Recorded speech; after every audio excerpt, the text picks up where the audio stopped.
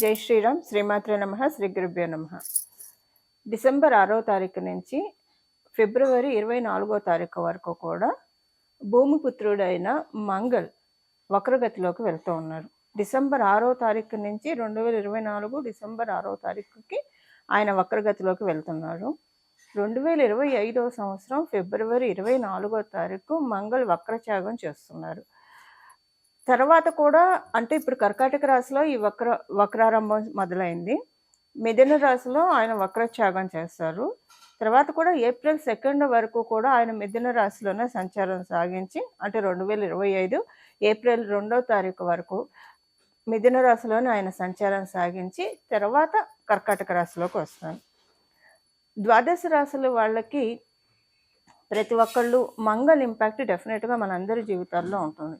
ఎందుకంటే భూమిపుత్రుడు అసలు మనము మన లైఫ్లో ఎలా ఉంటున్నాము, అగ్రెషన్ అనేది ఎక్కడ చూపిస్తున్నాము, అవసరమైన చోటు చూపించాలి, అన్ని చోట్ల మన ప్రతాపం చూపించకూడదు. అలాగని అన్ని చోట్ల చేతులు ముడుచుకొని కూడా కూర్చోకూడదు. ఈ రెండూ ఉండకూడదు. ఎవరికైతే మంగళ బ్యాలెన్స్గా ఉంటారో ఎక్కడైతే వాళ్ళు అవసరమైన చోటే వాళ్ళ ఇది చూపిస్తారంటే వాళ్ళ ఫైర్ అవసరమైన చోటు చూపిస్తారు. అనవసరమైన చోట చాలా కామన్ స్టేబుల్ సెటిల్డ్గా ఉంటారు. ఇది మంచి మంగళ మనకు అందించే ఇది. అదే ఒకవేళ మంగళ ఎవరి దాంట్లో అయినా పాడైపోయి ఉంటే ప్రతి దానికి యుద్ధమే, అంటే ప్రతి దానికి సంఘర్షణ ఎక్కువ ఉంటుంది వాళ్ళకి లైఫ్లో. అనుకోకుండా వాళ్ళకి లైఫ్లో గొడవలు కూడా ఎక్కువగా ఉంటాయి. ప్రతి ఒక్కళ్ళతో విభేదాలు ఉంటాయి, గొడవలు ఉంటాయి, మనస్పర్ధలు ఉంటాయి. ఏ ఒక్క రిలేషన్లో కూడా ప్రశాంతంగా ఉండదు. ప్రతిదీ కూడా డిస్ప్యూట్స్ తోటి ఇష్యూస్ తోటి ఉంటుంది. ఇది జనరల్ పాయింట్స్ నేను చెప్పేది. ఇప్పుడు మంగళ్ మనకి కర్కాటక రాశిలో ఉండి వక్రగతిలోకి వెళ్ళడం అనేది చాలా విశేషాంశము. దానికి కారణం ఏంటంటే కర్కాటక రాశిలోనూ ఆయన నీచ స్థితి పొందుతాడు. ఎప్పుడైనా ఒక నీచ రాశిలో నీచపడ్డ గ్రహం కనుక వక్రగతిలోకి వెళ్ళిందంటే అది ఉచ్చగ్రహంతో సమానమైన ఫలితాన్ని ఇస్తుంది. ఈ ఉచ్చగ్రహంతో సమానమైన ఫలితాలు ఇచ్చేది ద్వాదశ రాశుల వాళ్ళకి ఎలాంటి ఇంపాక్ట్ ఉంటుంది. అండ్ ద్వాదశ రాశుల్లో 5 రాశుల గురించి మనం ప్రధానంగా, అన్ని రాశుల గురించి మనం మాట్లాడుకుందాము. 5 రాశుల గురించి ప్రధానంగా మాట్లాడుకుంటే మేషరాశి, కర్కాటక రాశి, సింహరాశి, వృశ్చిక రాశి, మకర రాశి. ఈ 5 రాశుల వాళ్ళకి ఇంకా స్పెషల్ ఇంపాక్ట్ ఉంటుంది. ఆ స్పెషల్ ఇంపాక్ట్ అందరికీ స్పెషల్ ఇంపాక్ట్ ఉంటుంది. ఎందుకు నేను ఈ 5 పర్టికులర్ రాశులు చెప్పానంటే మేష వృశ్చిక రాశుల వాళ్ళకి ఆయనే రాష్ట్రాధిపతి. కర్కాటక సింహ రాశుల వాళ్ళకి పరిపూర్తి రాజయోగాన్ని ఇస్తాడు. ఆయన ఒక్కడు చాలు వాళ్ళ జీవితాన్ని అప్లిఫ్ట్ చేయడానికి. ఏ గ్రహం అనుకూలించకపోయినా ఆయన ఒక్కడు చూడ, ఆయన దశ అంతర్దశలో ఆయన కనుక మంచి ప్లేస్లో ఉంటే, మంచి ప్లేస్లో లేకపోయినా మంచిగా చేస్తాడు. మంచి ప్లేస్లో ఉంటే వాళ్ళ జీవితాన్ని 360 degrees ట్రాన్స్ఫర్మేషన్ మోడ్లోకి తీసుకెళ్ళి తీరుతాడు. ఇంకా వేరే గ్రహాల బలం బాగా ఉందనుకోండి, గురు భగవానుడు బలం, ఇలా అందరి బలం బాగా ఉంటే ఇంకా ఎక్స్ట్రీమ్ వాళ్ళకి వెళ్ళిన తర్వాత ఎవరు అంటే వాళ్ళు ఇంకా ఆ పొజిషన్ అనేది వాళ్ళకి సుస్థిరం అయిపోతుంది. ఇంతటి యోగాన్ని ఇచ్చే మంగళుడు కర్కాటక రాశి, సింహరాశి వాళ్ళకి పరిపూర్తి రాజయోగాన్ని ఇస్తాడు. ఇక మకర రాశి అంటే మకర రాశిలోనే ఆయన ఎగ్జాల్టేషన్ తీసుకుంటాడు కాబట్టి మకర రాశి వాళ్ళకి కూడా ఇది ఒక మంచి ఇండికేషన్స్ సూచిస్తుంది. అలా ఇప్పుడు ఈ 5 రాశులు అనే కాకుండా అన్ని రాశుల వాళ్ళకి మంగళ ఇంపాక్ట్ ఎలా ఉంటుంది. కుజ అంటే దీనికి అర్థం మనం కుజుడు అని అంటాం. దీనికి అర్థం కూడా మనం తెలుసుకుందాము. కు అంటే భూమి, జా అంటే పుట్టుట. అంటే జా అనేది మనము దేని నుంచి అయినా పుట్టడాన్ని జా అంటాం. భూమి పుత్రుడు కాబట్టి భూమి నుంచి పుట్టాడు కాబట్టి ఆయనకి కుజ అని పేరు వచ్చింది. అయితే ఆయన ఎక్కువగా మనం మంగళ్ అని సంబోధిస్తే కనుక ఆయన చాలా ప్రీతి పొందుతాడు. ఇక్కడ ఒక చిన్న నోట్ ఏంటంటే మనకి కూడా ఒక చిన్న స్వార్థం. ఎప్పుడు కూడా మంగళం అంటే తదాస్తు దేవతలు ఏదో ఒక రోజు తదాస్తు అంటే మన జీవితంలో సన్మంగళాలు ఇంకా ఫిక్స్ అయిపోతాయి. ఆ సన్మంగళాలకి కొదవ ఉండదు. అబండెన్స్ అంటారు కదా, సమృద్ధిగా మన జీవితంలో సన్మంగళాలు ఉంటాయి. ఎప్పుడు మనం అందుకే కదా మన చిన్నప్పటి నుంచి మన పెద్దలే కావచ్చు, మన పూర్వీకులే కావచ్చు, ఇవన్నీ ప్రాక్టీస్ వస్తున్న వర్డ్సే. ఏదైనా అయిపోతే నిండుకుందని చెప్తారు. సో ఇలా మనకి ఫస్ట్ నుంచి వస్తున్నది. ఒకవేళ ఎవరినన్నా తిట్టాలన్నా, నీళ్ళు బంగారం కాను అని అంటారు, లేదా నీ నోట్లో బెల్లం కొడతా అని తిడతారు. ఏదైనా కోపం వచ్చినా కూడా మంగళకరంగానే వాళ్ళు వర్డ్స్ ఉండే విధంగా జాగ్రత్త పడేవాళ్ళు మన పూర్వీకులు. అందువల్ల మన నవగ్రహాల్లో ఒక గ్రహమైన ఈయన నిజంగానే మంగళ కదా, ఆయనకు ఒక పేరు మంగళ. అందుకే కుజదోషం అనే కంటే జనరల్గా మనం వినే ఆల్రెడీ మంగళ దోషం అనే జనరల్గా వింటూ ఉంటాము. సో మనం మంగళ్ అని ఎక్కువగా మనం ఆయన సంబోధిస్తూ ఉంటే, మీ జన్మ జాతకంలో మంగళ ప్లేస్మెంట్ సరిగ్గా ఉన్నా లేకపోయినా మీరు కరెక్ట్ చేసుకోగలుగుతారు. సో ఎక్కువగా ఎవరితోటైనా మీరు అడ్రస్ చేసేప్పుడు ఈ గ్రహం అని అడ్రస్ చేసేప్పుడు మంగళ అని అడ్రస్ చేయడం ప్రాక్టీస్గా పెట్టుకుంటే కనుక మన జన్మ జాతకంలో మంగళ బాగా ఉంటే చాలా మంచి ఫలితాన్ని ఇస్తారు. ఒకవేళ బాగోలేకపోయినా దాన్ని మనం రిపేర్ చేసినట్లు అవుతాం, కరెక్ట్ చేసిన వాళ్ళం అవుతాం. ఇది ఒక రెమెడీ కింద కూడా మనం కన్సిడర్ చేసుకోవచ్చు. ఇప్పుడు మనం ద్వాదశ రాశుల వాళ్ళకి మంగళ ఇంపాక్ట్ ఎలా ఉంటుంది? ఆయన ఆయన వక్రగతి ఎక్కడో లేదు, కర్కాటక రాశిలోనే ఆయన వక్రగతి ఉంది. కర్కాటక రాశిలో ఆయన వక్రగతి ఎలాంటి ఇంపాక్ట్ తెచ్చిపెట్టబోతుంది అంటే ఉచ్చస్థితిలోకి ఉచ్చస్థితి కింద ఇక్కడ కన్సిడర్ అవుతుంది మనకి. ఈ ఉచ్చస్థితిలో ఉన్న మంగళ ద్వాదశ రాశుల వాళ్ళకి ఎలాంటి ఇంపాక్ట్ ఇస్తున్నారు, దీనికి చేసుకోవాల్సిన అంటే వీటిలో సపోజ్ మీ జన్మజాతకంలో ఇప్పుడు టైం సరిగ్గా లేకపోతే దీన్ని మీరు గ్రాప్ చేసుకోవడానికి ఏం పరిహారాలు చేసుకోవాలి? ఇప్పుడు మంగళ దశ జరిగే వాళ్ళకి, మంగళ అంతర్దశ జరిగే వాళ్ళకి, ఇందాక మనం తెలుసుకున్న 5 రాశుల వాళ్ళకి ఇంపాక్ట్ కొంచెం హాయిగా ఉంటుంది, ఏదైనా గుడ్ ఇంపాక్ట్ ఉంటుంది. ఈ మంచి ఫలితాలు ఏంటనేది ఇప్పుడు మనం ఒక్కొక్క రాశి వారీగా తెలుసుకుందాం విడివిడిగా. కర్కాటక రాశి, మీరు కర్కాటక రాశిలో పుట్టినా, కర్కాటక లగ్నంలో పుట్టినా ఈ ఫలితాలు మీకు అప్లికేబిలిటీ ఉంటుంది. ఇందులో కన్ఫ్యూజన్స్ పెట్టుకోకండి. మీరు కర్కాటక రాశిలో పుట్టారు, మీకు ఈ ఫలితాలు అప్లికేబుల్ అవుతాయి, మీరు చూసుకోండి. కర్కాటక లగ్నంలో పుట్టలేదన్న సంశయం వదిలేసేయండి, అసలు ఆ లగ్నం పాయింట్ మీరు తీసేసేయండి. మీరు కర్కాటక లగ్నంలో పుట్టారంటే మీ లగ్నం మీకు తెలుసు అంటే మీ రాశి ఖచ్చితంగా తెలిసే ఉంటుంది. అప్పుడు కర్కాటక రాశి ఫలితాలు చూసుకోండి, మీ లగ్నం ఇది కాబట్టి మీరు ఏ రాశిలో పుట్టారో ఆ రాశి ఫలితాలు కూడా మీరు చూసుకోండి. ఈ రెండు మీకు అప్లికేబిలిటీ ఉంటుంది. బట్ ఓన్లీ మీకు కర్కాటక రాశి అన్నప్పుడు ఇది చూసుకోండి, ఖచ్చితంగా చూసుకోండి, ఇవి మీకు అప్లికేబిలిటీ ఉంటుంది. లగ్నం మాట మీకు తెలియదు కాబట్టి, మీ లగ్నం ఏంటో మీకు తెలియదు కాబట్టి ఆ పాయింట్ వదిలేసేయండి, ఇగ్నోర్ చేసి మీరు ప్రశాంతంగా మీ రాశి ఇది కాబట్టి మీ ఫలితాలు మీరు చూసుకోండి. కర్కాటక రాశి వాళ్ళకి నేను ఇందాక స్టార్టింగ్ లో చెప్పినట్లు పరిపూర్తి రాజయోగాన్ని ఇచ్చేది ఏకైక planet, the king maker, hero అని చెప్పచ్చు మంగళ నిస్సందేహంగా. ఆయన ఇప్పుడు మీకు మన రాశిలోనే అంటే కర్కాటక రాశిలోనే ఆయన నీచపడతాడు. కర్కాటక రాశిలో నీచపడతాడు కాబట్టి ఆయన ఇక్కడ ఎగ్జాల్టేషన్ తీసుకుంటున్నాడు. వక్రగతిలో ఉండడం అంటే చక్కగా ఎగ్జాల్టేషన్ తీసుకుంటున్నాడు.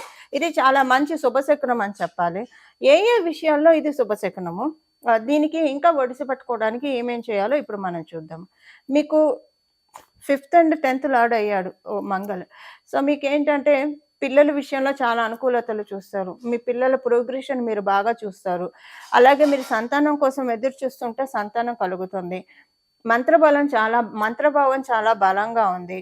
అలాగే మీ ఆలోచనలు ప్రాపర్టీ వైజ్ కావచ్చు, లేదా మీ కెరియర్ గ్రోత్కి సంబంధించిన ఆలోచనలు, వీటన్నిటిలో మీకు చాలా బాగా ఉంటుంది. క్లీన్ థాట్ ప్రాసెస్ ఉంటుంది, ప్రశాంతతని ఇస్తాడు ఆయన. ఫస్ట్ వృత్తిలో మీరు ఉద్యోగం చేస్తున్నా, వ్యాపారం చేస్తున్నా, పాలిటిక్స్ లేకుండా మిమ్మల్ని బయటపడేస్తాడు. అంటే పాలిటిక్స్ వీటన్నిటి నుంచి బయటపడేసి చాలా ప్రశాంతతని మీకు అందజేస్తాడు. అలాగే మీకు ఒక సెల్ఫ్ ఎస్టీమ్, సెల్ఫ్ మోటో కూడా ఆయన క్రియేట్ చేస్తూ ఉన్నాడు. అయితే ఆయన వక్రగతిలో ఉంటూ 12th హౌస్లోకి కాబట్టి ఆయన వెళ్ళేది మీ రాశి నుంచి మనం చూసుకుంటే ఖర్చులు కూడా కాస్త ఇస్తాడు. ఇది ఒక చిన్నది బ్యాడ్ అంటే బ్యాడ్ అని కాదు, ఖర్చులు ఇస్తాడు. ఈ ఖర్చులు దేనికి ఉంటాయి? ట్రావెల్ వైజ్ ఉంటాయి, లగ్జరీస్కి కొంచెం ఖర్చు పెడతారు. ఇప్పుడు ఖర్చు పెడుతున్నామంటే మన దగ్గర ఉంటేనే కదా పెట్టేది. సో అంటే డబ్బులు కూడా వస్తాయని ఇక్కడ ఇండైరెక్ట్గా అని అలాగనే ఖచ్చితంగా ఖర్చు పెడతారనే కాదు, మళ్ళీ మీ జన్మజాతకాన్ని బట్టి ఆధారపడి ఉంటుంది. అనుకోకుండా కొన్ని ఖర్చులు అయితే వస్తాయి, బట్ హ్యాపీనెస్ ఇచ్చే ఖర్చులే ఉంటాయి. ఇవేమి మీకు ఆడుగా ఇవి ఖర్చు ఎందుకు పెట్టాలి, ఇది అసలు నాకు ఇష్టం లేదు ఖర్చు చేయడం అలా అనుకునేది ఉండదు. అండ్ కంఫర్టబుల్గానే ఖర్చులు ఉంటాయి. సౌండ్ఫుల్ స్లీప్ ఉంటుంది మీకు, చాలా చక్కగా నిద్ర పడుతుంది మీకు. ఒక రకంగా మీకు చెప్పాలంటే స్పిరిచువల్గా బాగా ఇన్క్లైన్ అయ్యే టైం అండి ఇది. ఇన్కేస్ మీరు స్పిరిచువల్గా ఇన్క్లైన్ అవ్వాలి అని అనుకుంటే బాగా డీప్గా తీసుకెళ్తాడు. ఇప్పుడు మంగళ కర్కాటక రాశిలో వక్రగతిలో ఉంటూ సపోజ్ మాకు అంటే పూజ చేస్తాము, జపం, ధ్యానం చేసుకుంటాం కానీ, మెటీరియల్ విషయాలు ప్రస్తుతం ఇవున్నాయి. ఇవి కాకుండా మేము వాటిల మీద ఫోకస్ చేయలేమని అనుకుంటే, మీరు ఏ సబ్జెక్ట్ మీదైతే రీసెర్చ్ చేయాలని అనుకుంటున్నారో, ఆ సబ్జెక్ట్ మీద మీకు డీప్ ఇన్క్లినేషన్ ఇస్తారు. అది మీకు మెటీరియల్‌ది కావచ్చు, అలౌకికమైనది కావచ్చు, లౌకికమైనది కావచ్చు, ఏదైనా ఒక సబ్జెక్ట్‌లో రీసెర్చ్ చేయాలని అనుకుంటే, దాంట్లో బాగా మంచి కమాండ్‌ని మీకు కలగజేస్తున్నాడు మాస్. ఇలాగ మీకంటే పూర్వపుణ్యం యాక్టివేట్ అయ్యే సమయం అనుకోండి ఇది. మీరు పూర్వజన్మలో చేసిన పుణ్యకర్మలన్నీ కూడా ఇప్పుడు చక్కగా యాక్టివేట్ అవుతాయి. అంటే ఒక్కొక్క టైమ్ ఫ్రేమ్‌లో అవన్నీ యాక్టివేట్ అవుతుంటాయి. మనకి దశల్లో, అంతర్దశల్లో, గోచారంలో ఇవన్నీ యాక్టివేట్ అవుతూ ఉంటాయి. ఇప్పుడు పూర్వపుణ్యం యాక్టివేట్ అయ్యే శుభ సమయం. మీకు పూర్వపుణ్యాన్ని ఇప్పుడు పూర్వపుణ్యం ఇప్పుడు మీకు యాక్టివేట్ అవుతోంది. దీనికి తగ్గట్టు మనం అంటే పుణ్యం యాక్టివేట్ అయిందంటే మనం సంతోషంగా ఉంటాము, సుఖపడతాము. పాపం యాక్టివేట్ అయిందంటే కష్టపడతాము. కష్టపడుతున్నాం అంటే పాపము కరిగిపోతుందని అర్థం. సుఖపడుతున్నాం అంటే పుణ్యం క్షీణమవుతుందని కూడా ఇక్కడ మనం తెలుసుకోవాలి. అందువల్ల ఇప్పుడే మనం ఎక్కువ జాగ్రత్తగా ఉండాలి. పుణ్యం కరిగిపోతుందంటే మనం ఇంకా సంపాదించుకోవడానికి ఇప్పుడు అర్హుల్ని కూడా ఆయన చేస్తున్నాడు. ఎందుకంటే పూర్వపుణ్యాన్ని యాక్టివేట్ చేస్తున్నాడంటే మనం ఒక అమృత గడియల్లోనే ఇప్పుడు ఉన్నాము. ఈ అమృత గడియల్లో ఉన్నాం కాబట్టి వీలైనంత వరకు ఎక్కువగా ఇంకా గుడ్ డీడ్స్ చేయడానికి, మన థాట్ ప్రాసెస్ క్లీన్‌గా ఉంచుకోవడానికి, మనం ఇంకా భగవద్ ధ్యానంలో ఉండడానికి, భగవద్ ఆరాధనలో ఉండి ఇంకా పుణ్య సముపార్జన చేసుకోవడానికి, కొండంత పుణ్య సముపార్జన చేసుకోవడానికి కూడా మంగళ్ మనకి అనుకూలంగా ఉన్నాడు. సో ఈ విషయంలో మనం ప్రాక్టికల్‌గా కొంచెం ఎక్కువగా గుడ్ డీడ్స్‌లో ఇన్వాల్వ్ అవుతూ ఉండడము, కొంచెం ఏదైనా మనకి తోచిన సర్వీస్ చేయడము. ఎందుకంటే service to human is service to God అంటారు కాబట్టి వీలైనంత వరకు సర్వీస్ చేయడము. అలాగే భగవంతుడితోటి కనెక్ట్ అయ్యి ఉండడము. 24/7 ఎప్పుడూ కూడా భగవంతుడు కానిది ఏదీ లేదు ఈ ప్రపంచంలో అన్న విషయాన్ని మనం మైండ్‌లో గట్టిగా రిజిస్టర్ చేసుకుంటూ, భగవంతుడితోటి కనెక్ట్ అయితూ ఉంటే కనుక ఇప్పుడు పుణ్యస్థానం యాక్టివేట్ అవ్వడం అంటే శ్రీలక్ష్మి అమ్మవారికి వెల్కమ్ చెప్పడమే. సో శ్రీలక్ష్మి అమ్మవారు ఎప్పుడు వెల్కమ్ మనం చెప్పగలుగుతాము? ఎప్పుడైతే మన మైండ్‌లో భగవంతుడిని మనం గట్టిగా రిజిస్టర్ చేసుకుంటామో, మన పేరు నమోదు చేసుకుంటాం ఆధార్ సెంటర్స్‌లో అక్కడ ఇక్కడ. మరి మన మైండ్‌లో భగవంతుడి పేరు మనం రిజిస్టర్ చేసుకున్నామా? మన మనసులో భగవంతుడి పేరుని మనం రిజిస్టర్ చేసుకున్నామా? అది మనం ఒక్కసారి ఇప్పుడు తర్కించుకునే శుభ సమయము. సో భగవంతుడిని మనం గట్టిగా పట్టుకోవడానికి, ఆయన పాదాలని ఒడిసి పట్టుకోవడానికి, మీరు ఎవరిని పూజిస్తే వాళ్ళని గట్టిగా ఒడిసి పట్టుకోవడానికి, అమ్మవారిని అయితే అమ్మవారిని, అయ్యవారిని అయితే అయ్యవారిని, గురువులని అయితే గురువుల్ని గట్టిగా పట్టుకోవడానికి చాలా మంచి శుభ సమయము. డీప్గా ఇన్క్లినేషన్ అందిస్తూ ఉన్నాడు మంగళ్ మీకు. సో దీన్ని గట్టిగా ఒడిసి పట్టుకోవడానికి ప్రయత్నించండి. ఇలా ఆపర్చునిటీస్ వచ్చినప్పుడే మనం గట్టిగా ఒడిసి పట్టుకోవడానికి ప్రయత్నించాలి. అందులో ఇప్పుడు కాలపురుషుడు కుండలిలో శనైశ్వరుడు చక్కగా కుంభరాశిలో ఉన్నాడు. ఆయనేమి అడ్డు చెప్పట్లేదు. సో ఇంకా మనం గట్టిగా పాకులాడితే కనుక మంచి సన్మంగళాల్ని, ఇంకా పుణ్యాన్ని యాక్టివేట్ చేసుకోవడానికి అవకాశం వస్తుంది. ఇప్పుడు మనం సుఖపడుతున్నాము అని ఆనందపడటానికి ఎప్పుడు ఉండదు. ఎప్పుడైనా సరే ఎవరైనా సుఖపడుతున్నారు, ఆనందంగా ఉన్నారు అంటే వాళ్ళు ఇంకా జాగ్రత్తగా ఉండాలి. ఎందుకంటే ఇంకా పుణ్యాన్ని సముపార్జించుకుంటూ ఉండాలి. అది కరిగిపోతుంది. ఇప్పుడు మనం డబ్బులు ఖర్చు పెడుతుంటే బ్యాంక్ బ్యాలెన్స్ కరుగుతుంది. మళ్ళీ సంపాదించుకొని అక్కడ వేసుకోవాలి కదా! అలా పుణ్యం కూడా అంతే. ఇప్పుడు బాధపడుతున్నాం అంటే పాపం కరిగిపోతూ ఉంటుంది. సో అది మంచిదే. సుఖపడుతున్నప్పుడే మనం ఎక్కువ జాగ్రత్తగా ఉండాలి. ఈ విషయాన్ని, ఈ చిన్న పాయింట్‌ని కనుక కర్కాటక రాశి వాళ్ళు పట్టుకుంటే కనుక, కర్కాటక లగ్నంలో ఉన్న వాళ్ళు పట్టుకుంటే కనుక అన్ని సన్మంగళాలు, శుభ గంటికలు ఇప్పుడే మీ చెవుల్లో మోగుతూ ఉంటాయి. శుభ గంటికలు నేను చెప్తున్నప్పుడే అవన్నీ మీ లైఫ్‌లో ఆహ్వానించండి. అమ్మవారికి వెల్కమ్ చెప్పండి. వార్మ్ వెల్కమ్ చెప్పండి శ్రీలక్ష్మి అమ్మవారికి. మంగళ్ వక్రగతి, కర్కాటక రాశిలో ఉన్న మంగళ్ వక్రగతి ఉచ్చ ఫలితాలని, మనందరి జీవితంలో సన్మంగళాలని మనం పొందడానికి మనందరం చేసుకోవాల్సిన పరిహారము లక్ష్మీ నరసింహస్వామి వారి ఆరాధన. నమో భగవతే లక్ష్మీ నారసింహాయ, నమో భగవతే లక్ష్మీ నారసింహాయ, నమో భగవతే లక్ష్మీ నారసింహాయ. ఈ నామాన్ని ప్రతిరోజు 108 సార్లు, అంతకంటే మించిన సార్లు మీకు ఓపికండి, టైం తీరిక ఉంటే, లేదా మీరు ఏ పని చేస్తున్నా సరే మీ పని మీరు చేసుకుంటూ ఈ నామాన్ని 24/7 మీ మనసులో అనుకుంటూ ఉంటే, పడుకున్నప్పుడు మెలకు వచ్చినప్పుడు కూడా ఈ నామాన్ని జపించగలిగితే చాలా మంచిది. ఇదొకటి. మీరు స్వామివారికి సంబంధించిన స్తోత్రాలు ఇవేవన్నా చదువుకుంటే మంచిది. ఇంటి దగ్గర ఉన్న లక్ష్మీ నరసింహస్వామి వారి క్షేత్రాలు కావచ్చు, లేదా ఆయన స్వయంభూగా వెలిసిన క్షేత్రాలు కావచ్చు, వీటిని ఈ సమయంలో ఏదో ఒకసారి దర్శించుకోవడానికి ప్రయత్నిస్తే మంచిది. వీటన్నిటితో పాటు మేజర్‌గా మనం చేయాల్సింది లక్ష్మీ నరసింహస్వామి వారి అవతార ఘట్టాన్ని మనం ప్రతిరోజు మననం చేసుకోవాలి మనసులో. శ్రీమద్ భాగవతంలో దశావతారాల గురించి మనకి ప్రస్తావన ఉంటుంది. అందులో ఒకటైన లక్ష్మీ నరసింహస్వామి వారి అవతారం ఘట్టము ప్రతిరోజు చదివితే చాలా మంచిది. చదివితే అసలు చాలా మంచిది. లేదా విన్నా మంచిది. ఈ రెండిటికి టైం కుదరలేదు. అసలైతే మనకు తెలుసు కదా! ప్రహ్లాద చరిత్ర, లక్ష్మీ నరసింహస్వామి ఆవిర్భావం ఎలా అయింది. ఇవన్నీ రోజు మననం చేసుకోవడం. ప్రతిరోజు మీరు చక్కగా స్నానం చేశాక లక్ష్మీ నరసింహస్వామి అవతార ఘట్టాన్ని ఒక్కసారి మననం చేసుకుంటే చాలా సన్మంగళాలు జరుగుతాయి. ఇక్కడేంటంటే ఆయన ఉచ్చస్థితి పొందుతుంది. నీచ స్థితి అయిన కర్కాటక రాశిలోనే ఆయన ఉచ్చస్థితి వక్రగతిలో ఉండి పొందుతూ ఉన్నాడు. సో, ఈ కర్కాటక రాశి నుంచి ఆయనకు వెళ్ళేది మిథున రాశిలోకి కాబట్టి, లక్ష్మీ నరసింహస్వామి వారిది అంటే ఇప్పుడు మనం మంగళకి ఆంజనేయ స్వామి వారిని పూజించొచ్చు, సుబ్రహ్మణ్య స్వామి వారిని పూజించొచ్చు, లక్ష్మీ నరసింహస్వామి వారిని పూజించొచ్చు. అంటే ఇప్పుడు ఉన్న ఈ ప్రత్యేక దీంట్లో లక్ష్మీ నరసింహస్వామి వారి ఆరాధన చేసుకుంటే, లక్ష్మీ నరసింహస్వామి వారి ఆవిర్భావ ఘట్టం వింటే చాలా మంచిది.